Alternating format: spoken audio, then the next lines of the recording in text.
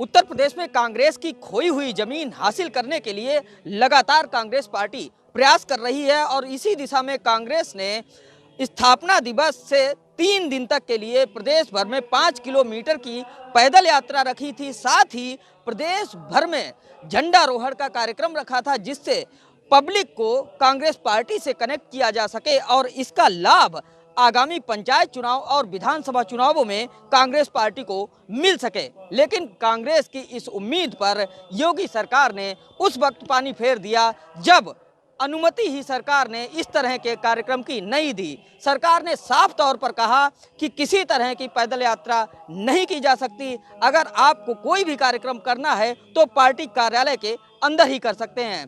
ऐसे में कांग्रेस की जो पब्लिक कनेक्ट की योजना थी उस पर पानी फिर गया है। कांग्रेस पार्टी के जब नेताओं से ईटीवी भारत ने बात की कि आखिर किस तरह से वे पब्लिक कनेक्ट करेंगे और पब्लिक को अपने साथ जोड़कर आगामी पंचायत चुनावों में जाएंगे, तो उनका साफ कहना है कि पार्टी का संगठन सृजन अभियान लगातार चल रहा है। हम न्याय पंचायतों का गठन कर रहे हैं, ग्राम पंचायतों का गठन कर रहे हैं।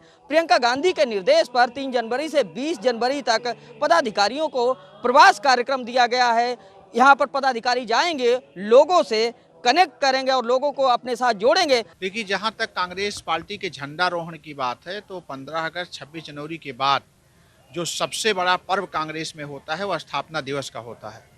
और हर वर्ष की भांति इस वर्ष भी सारे जिला मुख्यालयों में और प्रदेश की राजधानी लखनऊ में सेवा दल द्वारा तिरंगा फहराया गया, झंडा गीत गाया गया, वंदे मातरम और राष्ट्रीय गान का वो हुआ। लेकिन जो हमारी 135 वर्ष पूरा होने, 136वें वर्ष शुरू होने के उपलक्ष्य में एक कार्यक्रम कांग्रेस पार्टी ने रखा था कि हम 5 किलोमीटर तक पदयात्रा करके जनता के बीच में अपने झंडे को ले जाएंगे और प्रचार प्रसार करेंगे।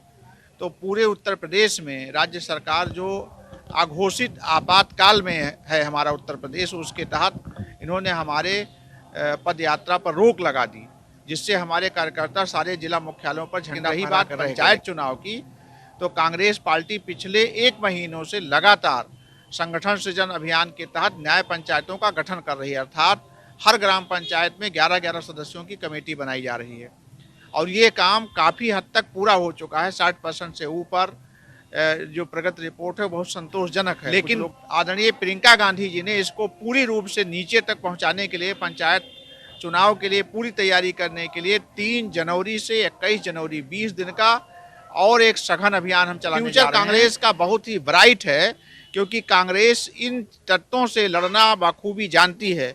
हम लड़े हैं अंग्रेजों से, जिनका पूरी दुनिया में कभी सूरज नहीं अस्त होता था। ये तो अहंकार है लोकतंत्र में मोदी जी का और योगी जी का। बहुत दुर्भाग्यपूर्ण है, कांग्रेस पार्टी आज अपना 136वां स्थापना दिवस मना रही है। कांग्रेस पार्टी का उद्देश्य था कि आज हम जो कांग्रेस की बात है वो गांव-गांव जाते, यात्रा निकालते, लेकिन भाजपा सरकार ने उसको रोक दिया। पिछले 3 महीने से लगातार संगठन सृजन अभियान के माध्यम से हम प्रत्येक ग्राम सभा में जा रहे हैं। 8000 से जो ज़्यादा न्याय पंचायतें हैं, श्रीमती प्रियंका गांधी जी के निर्देश पे और श्री अजय कुमार लल्लू जी के नेतृत्व में लगातार संगठन सृजन अभियान के अंतर्गत हम गांव में जो लोग हैं उनसे संपर्क कर रहे हैं, अपनी पार्टी से जुड़ने को लेकर उनको जागरूक कर रहे हैं। क्योंकि कांग्रेस पार्टी ने आज़ादी की लड़ाई से और 1947 से अब तक सिर्फ और सिर्फ सृजन किया है और यही सच में राष्ट्र निर्माण है।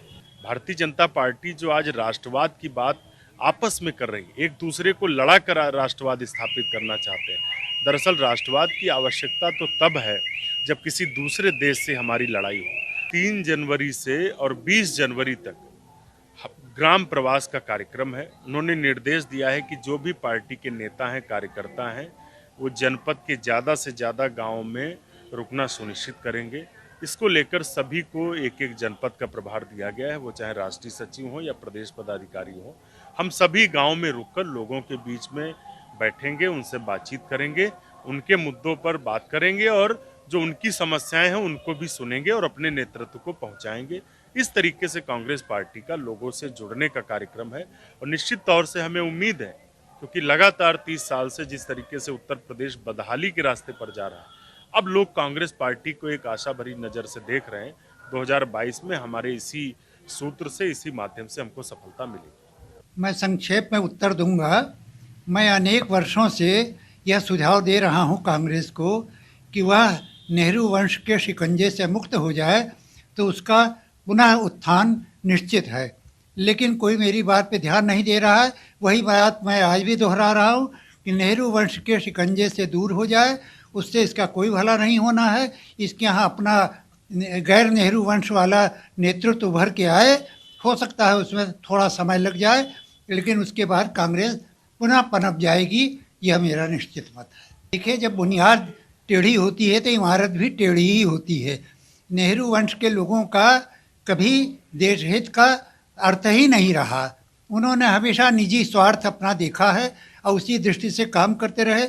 इसलिए चाहे प्रियंका गांधी हो, चाहे राहुल गांधी हो, बहुत डंका बज रहा था कि प्रियंका गांधी आ जाएंगे तो चमत्कार करेंगी। है तो इतने साल हो गए, कौन सा चमत्कार किया? तो इसलिए ये सब कहने की बातें हैं।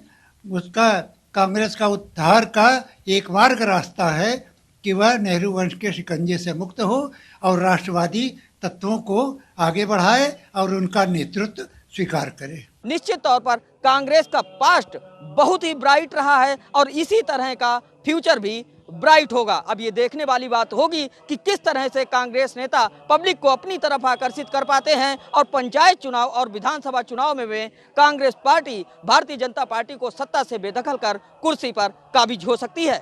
अखिल पांडे, ईटीवी भारत, लखनऊ।